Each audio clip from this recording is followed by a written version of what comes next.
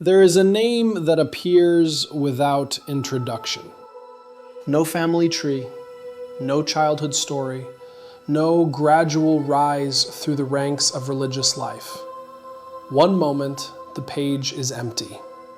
The next moment, a man is standing before the most corrupt king in Israel's history and delivering a sentence that will reshape the next 3 years of an entire nation's existence. His name was Elijah, and the first thing he ever said was a declaration of war.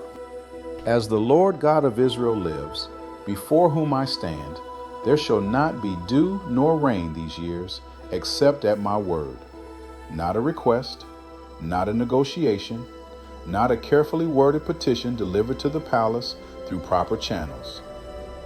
A declaration, an announcement, a statement of cosmological fact delivered by a man who had not been invited, who held no official title, who wore animal skins in a kingdom draped in the luxury of Phoenician trade. And then the sky closed. This is not a history lesson. This is the story of what happens when one man decides that the silence of everyone else is not a sufficient reason for his own silence. And if you look at it long enough, you will find your own moment of decision somewhere inside it. Before we can understand Elijah, we have to understand what Israel had become. There is a kind of spiritual deterioration that does not happen overnight. It moves slowly, across decades and administrations, each generation inheriting a slightly dimmer version of what the previous generation held, until the original light is so far back in the distance that most people cannot remember whether it was real or simply a story someone told to make the past feel important. Israel had been traveling in that direction for a long time, but Ahab changed the pace. He did not simply drift away from God the way the kings before him had drifted. He made structural choices. He married Jezebel, daughter of the king of Sidon, devoted priestess of Baal, and in doing so imported not merely a wife, but an entire theological system that had no room for the God of Abraham, Isaac, and Jacob. Jezebel was not passive about her religion. She was methodical. She built altars. She funded 450 priests of Baal and 400 priests of Asherah. And then, with the efficiency of someone who understood that you cannot build a new order while the old one is still breathing, she began killing the prophets of God. Not suppressing them, not exiling them, killing them. The court official Obadiah hid 100 of them in caves, fed them bread and water at his own risk, and told no one. That detail, a righteous man in a corrupt system, quietly doing what he could in the margins, is one of the most human moments in the entire story. Most people do not become Elijah. Most people become Obadiah. They find the cave.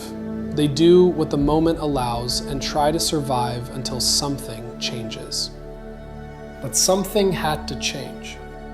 The prophets of Baal had names now. They had salaries and altars and state protection.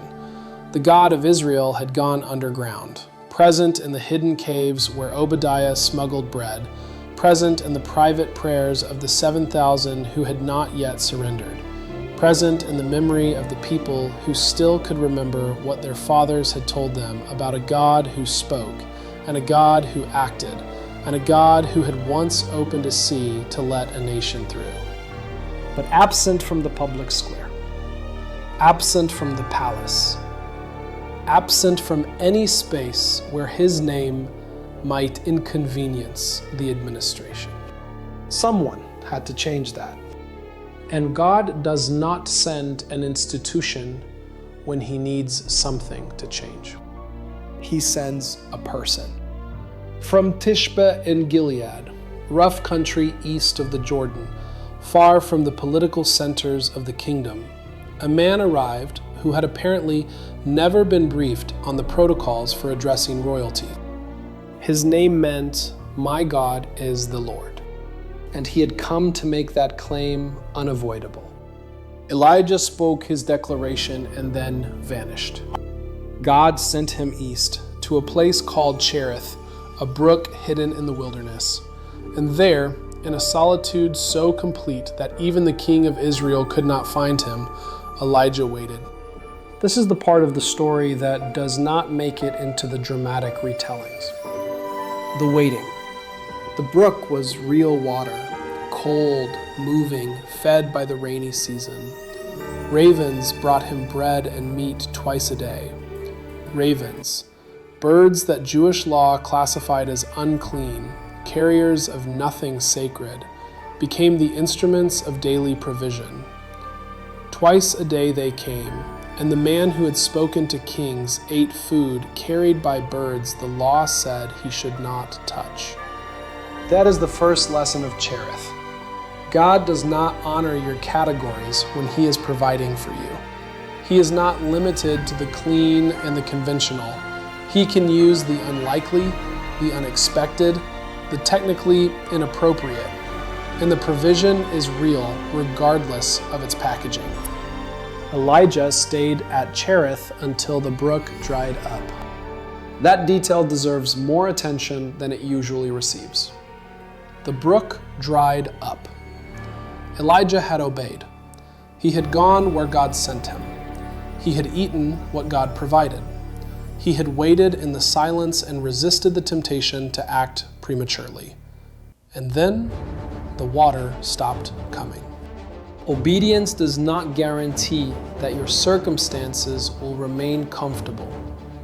It guarantees that God knows where you are when He needs you next. There is a kind of faith that can only be built in the withdrawal, in the place with no audience and no confirmation and no visible progress. Elijah had spoken his declaration in public and then been hidden in private. And the private was where the real formation happened. The ravens were not just feeding him. The silence was teaching him something about the nature of a God who provides without explanation, who sustains without spectacle, who does not owe you an announcement before He rearranges your circumstances. The brook was a classroom. When it closed, graduation was complete. When the brook dried, God spoke again. Arise, go to Zarephath, which belongs to Sidon, and dwell there. Behold, I have commanded a widow there to feed you. Zarephath was in Phoenicia. It was Jezebel's homeland. It was the epicenter of the religious system that had contaminated Israel. And God was sending His prophet there, not away from the enemy's territory, but into it, to be sustained by a widow who had no idea he was coming, and who, when he arrived, was gathering sticks for the last meal she planned to cook before she and her son lay down to die. The geography of divine provision is never what you expect. She was collecting wood when he arrived. He asked for water first, then bread, and she told him the truth. She had a handful of flour in a jar and a little oil in a jug, and she was going to make one last meal for herself and her son, and then they would die. She said it simply. She was not looking for pity. She was simply describing the situation. Elijah's response was extraordinary. He did not apologize for the inconvenience. He did not offer to find another arrangement. He said, Do not fear. Make me a small cake first, and then make some for yourself and your son. Because the God of Israel says, the flour jar will not be empty, and the oil jug will not run dry, until the day He sends rain on the earth. The logic of this was offensive. She was the one dying. He was asking to eat first. And the reason he was asking to eat first was not selfishness, it was theology. He was asking her to act as if the promise were already true before she had any evidence that it was. He was asking her to give from her last before she had received. He was asking for faith structured as action, not faith structured as feeling. She obeyed. And the flour did not run out, and the oil did not fail. Day after day, meal after meal, in a foreign woman's house in the enemy's territory, the provision continued. It was not spectacular. It was not visible from the outside, but it was daily and it was real. And it kept 3 people alive through a famine that was killing everything else. And then the boy died. The widow's son stopped breathing. And the widow, whose relationship with Elijah had been built on miracle after miracle, turned to him with the rawest possible accusation. Did you come here to call my sin to attention and kill my son? Grief does not maintain theological consistency.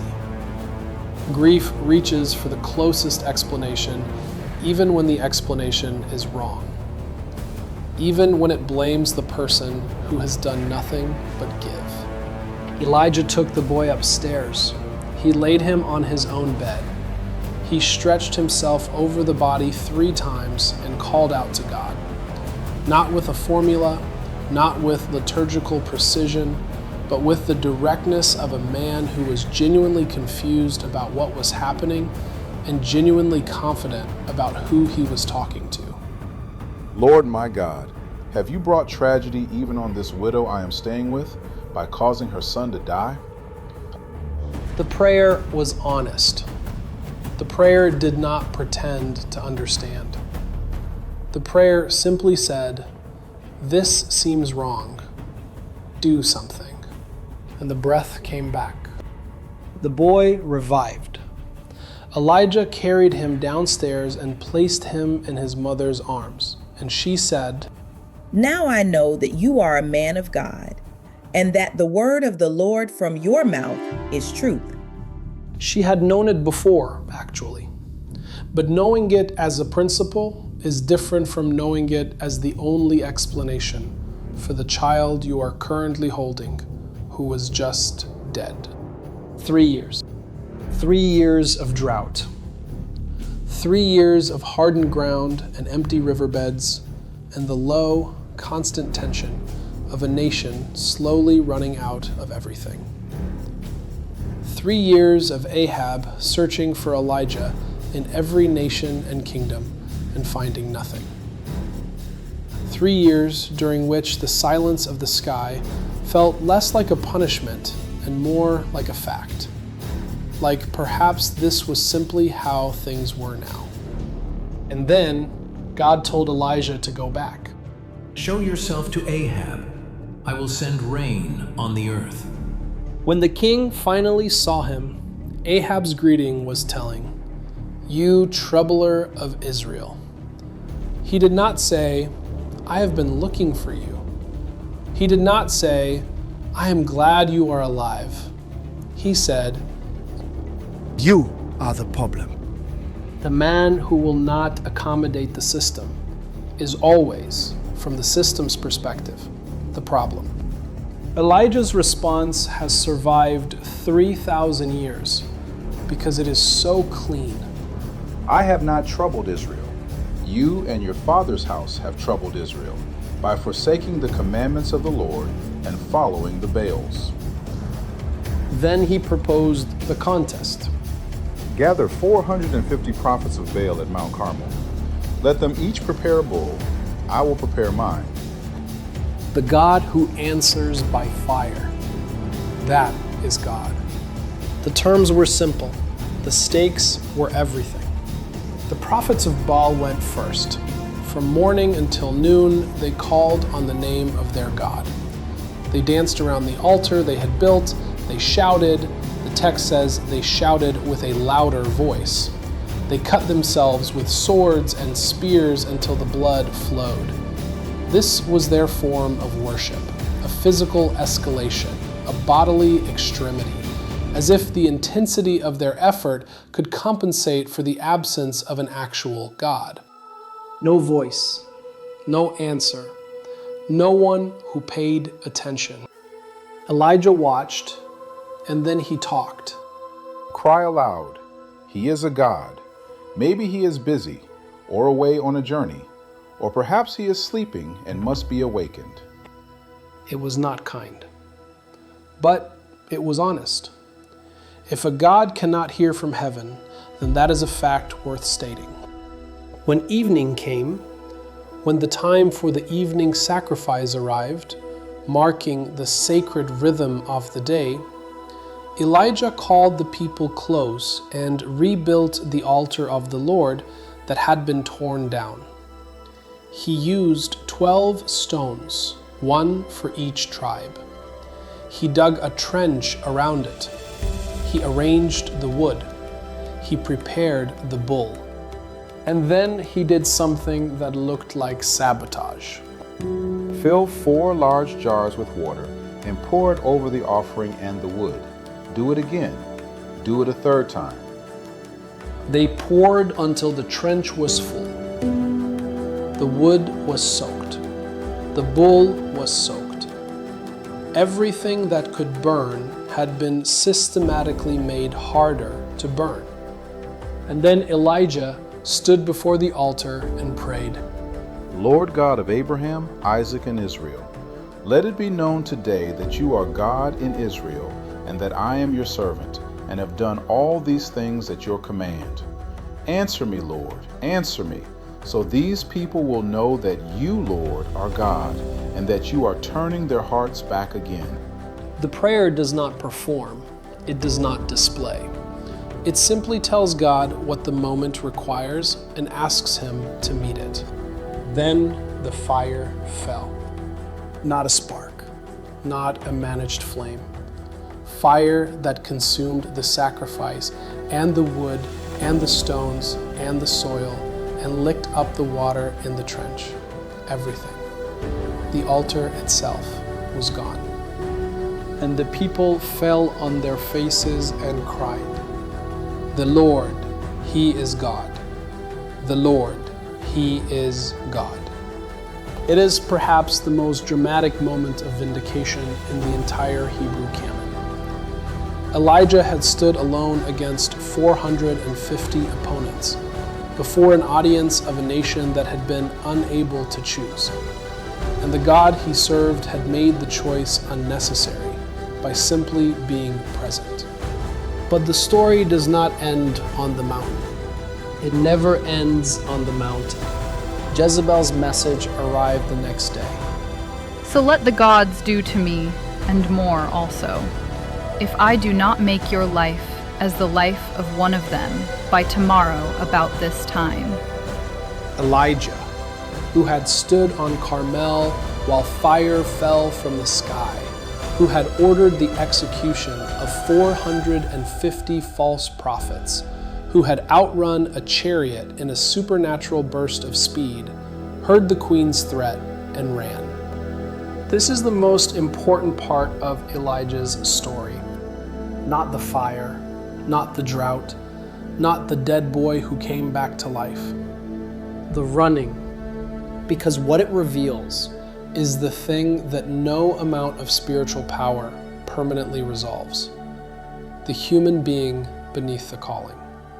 The exhausted, frightened, overwhelmed person who woke up the morning after the greatest victory of his life and found that the victory had not changed the fundamental vulnerability of being alive in a body that can be threatened. He ran to Beersheba, left his servant, went a day's journey into the wilderness, and sat under a juniper tree and said, It is enough. Now, Lord, take away my life. I am no better than my fathers. And then he fell asleep. No theological framework, no faith-filled declaration, no prophetic utterance. He lay down under a tree in the desert and went to sleep, which is sometimes the most honest thing a human being can do.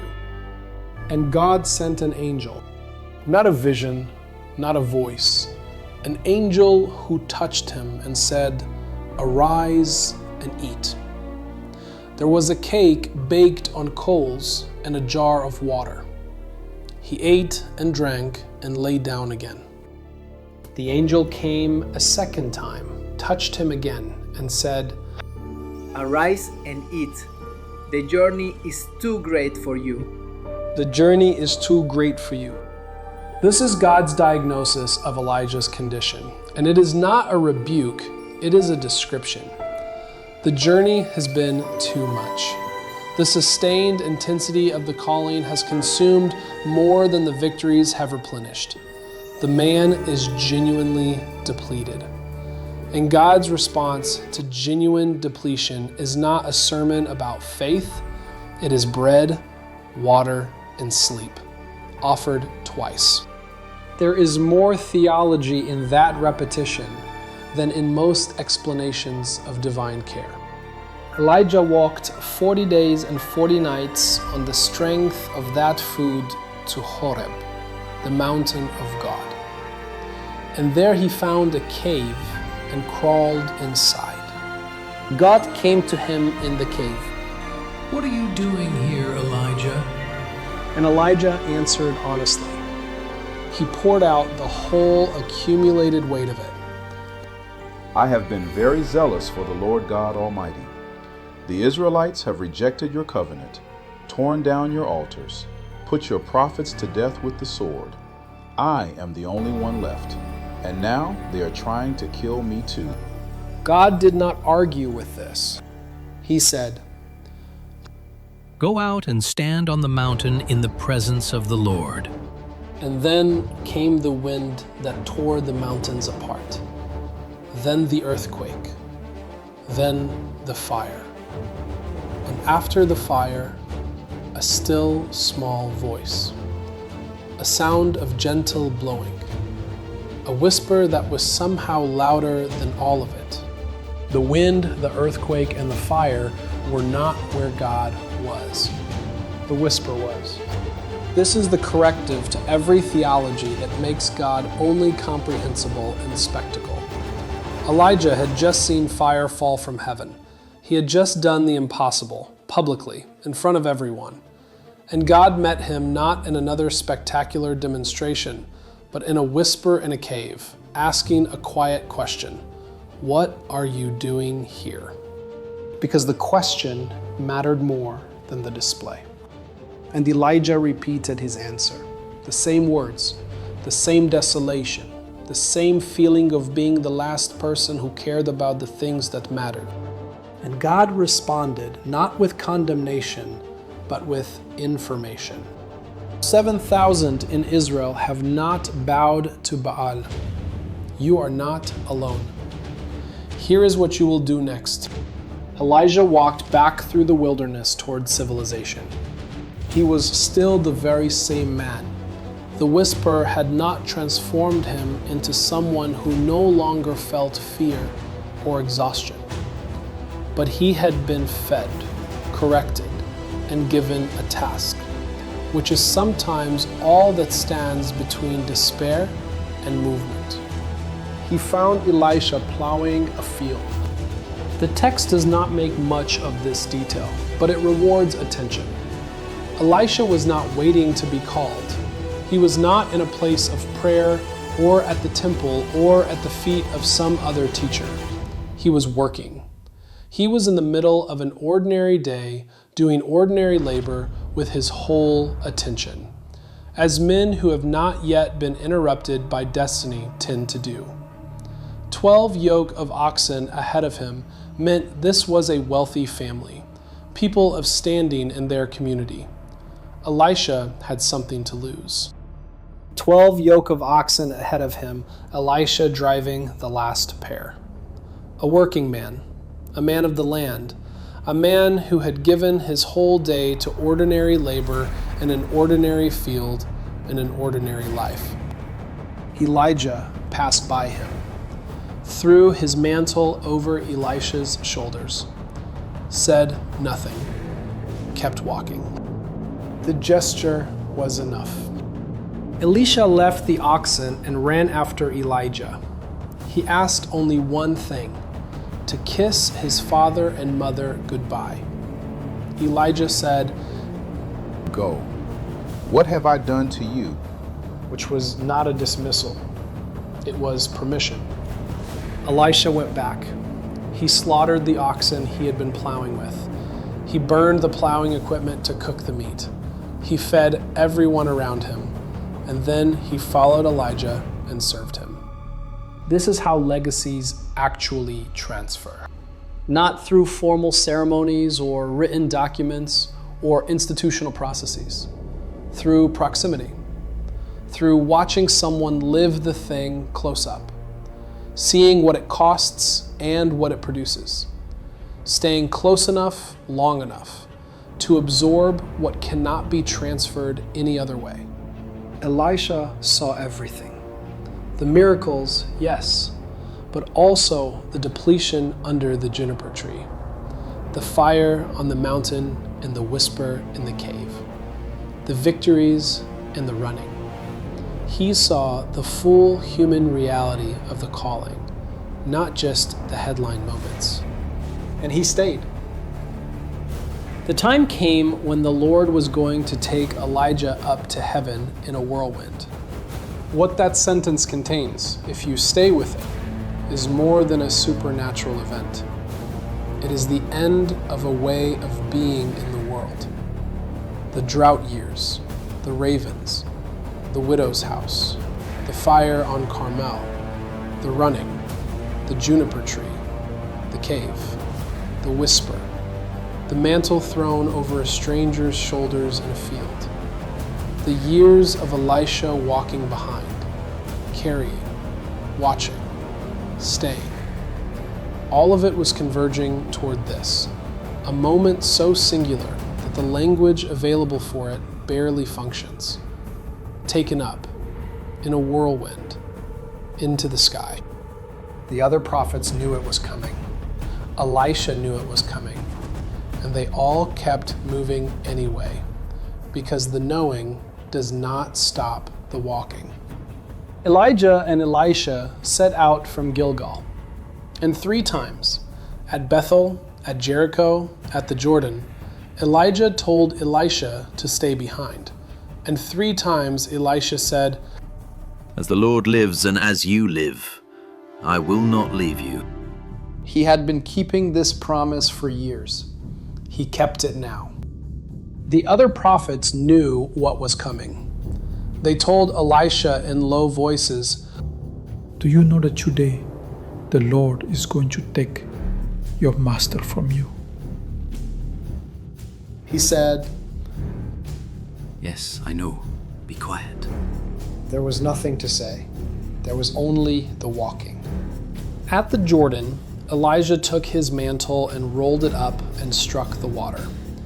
The water divided and they crossed on dry ground, just as Moses had crossed, just as Joshua had crossed. The man who was about to leave the earth crossed it in the ancient way, in company with one faithful witness.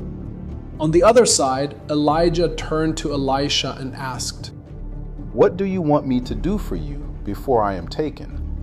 Elisha said, Let me inherit a double portion of your spirit.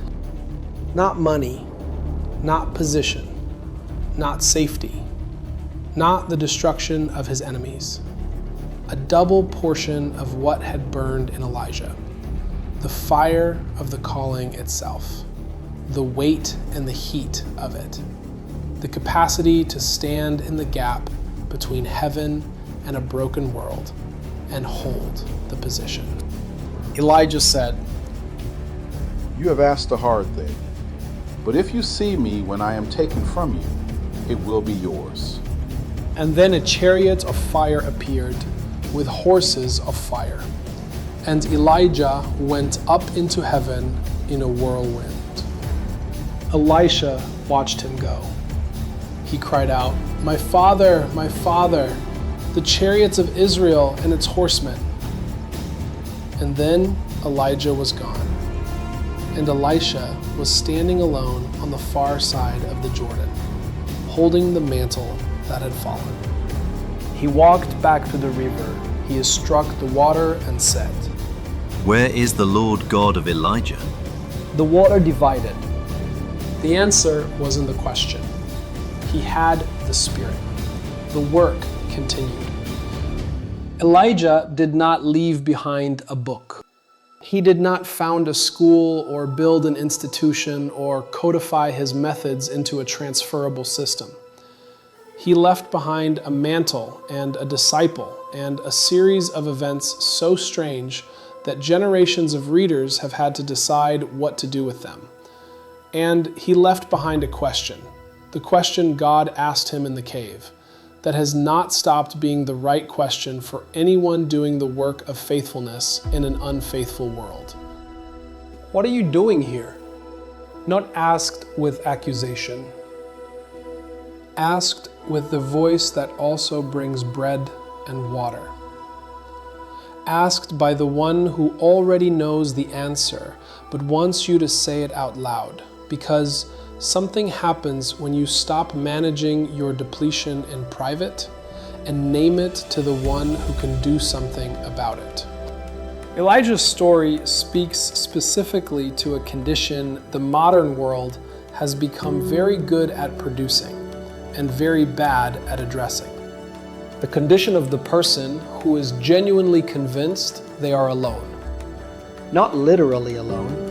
Elijah had Elisha, Obadiah, the 100 hidden prophets, the 7,000. But the feeling of aloneness is not corrected by counting. It settles in through exhaustion and sustained opposition and the particular weariness of caring about something that the people around you have stopped caring about. That feeling is real. It is not a failure of faith. It is a symptom of faithfulness, the specific tax that sustained faithfulness charges in a hostile environment. And what God does with it is not complicated. He provides bread and water. He says, the journey is too great for you.